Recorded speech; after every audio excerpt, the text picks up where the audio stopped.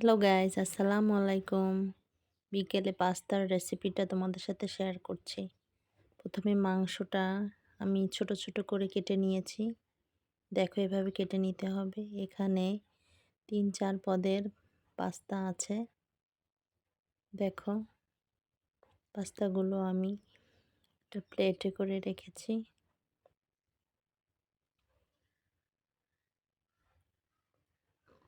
এখানে কড়াইতে আমি গরম পানি দিয়েছি। একটু গরম হলে এখানে একটু তেল দিয়ে দিলাম।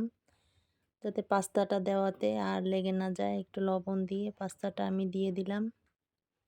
একটু নেড়ে চেড়ে নিব যাতে লেগে না যায়।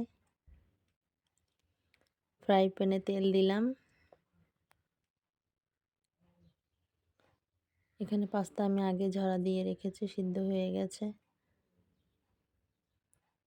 মাংসগুলো আমি ভেজে নিব।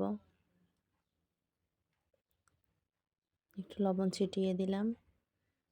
মাংসগুলো আমি সব ভেজে নিচ্ছি। এখানে সবজি হিসাবে আমি ফুলকপি নিয়েছি।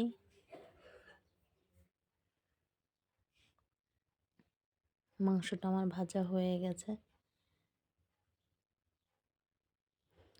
এখানে আমি ফুলকপি মাংসের সাথে অ্যাড করে দিলাম, একসাথে ভেজে নিব।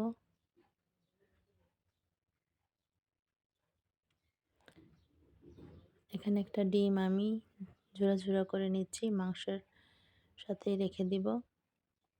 দেখো এভাবে ঝুরা ঝুরা করে নিতে হবে। একটা কড়াই দিলাম, তেল দিলাম। এখানে 1 চামচ পেঁয়াজ বাটা, আদা রসুন বাটা 1 চামচ। এখানে একটা টমেটো কুচি করে নিয়েছি, স্বাদ মতো লবণ। আমি এখানে লবণ কম দিয়েছি কারণ আমি পাস্তায় আগেই লবণ দিয়েছিলাম সিদ্ধতে। একটু নেড়ে চেড়ে নেব।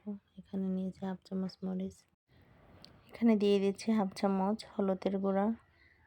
এখানে দিয়েছি একটু মাংসের মশলা দিয়ে তেল দিয়ে ভালো করে মশলাটা কষিয়ে নিতে হবে। এখানে দিয়ে দেবো আমি 1 চামচ পরিমাণ টমেটো সস, 1/2 চামচ টক দই।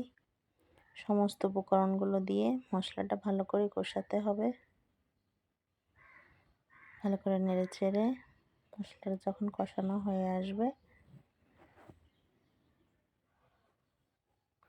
তখন আমাকে পাস্তাটা দিয়ে দিতে হবে। আমি দিয়ে দিলাম পাস্তাটা।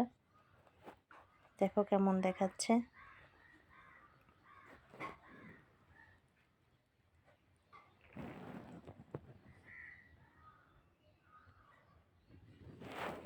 এখানে আমি আগেই যে মাংস এবং ডিম ফুলকপি ভেজে রেখেছিলাম ওটা আমি এখন পাস্তায় দিয়ে দিলাম। আমার রান্নাটা কেমন হলো আমাকে কমেন্ট করে জানাবেন। সবাই ভালো থাকবেন। এখানে নামানোর আগে আমি দিয়ে দিচ্ছি পাস্তার মশলাটা দিয়ে ভালো করে নেড়ে চেড়ে নিতে হবে। এবং নামানোর আগে একটু আমি স্পেশালি একটু ধনিয়া পাতা কুচি দিয়ে দিচ্ছি, এটা আমার স্বাদের জন্য। দেখুন কেমন হয়েছে, কালারটা অনেকটা সুন্দর। সবাই ভালো থাকবেন।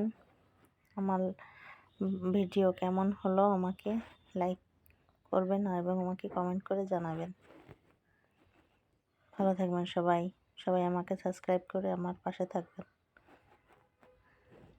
সবার জন্য সুস্থতা কামনা করছি। ভালো থাকবেন। আসসালামু আলাইকুম।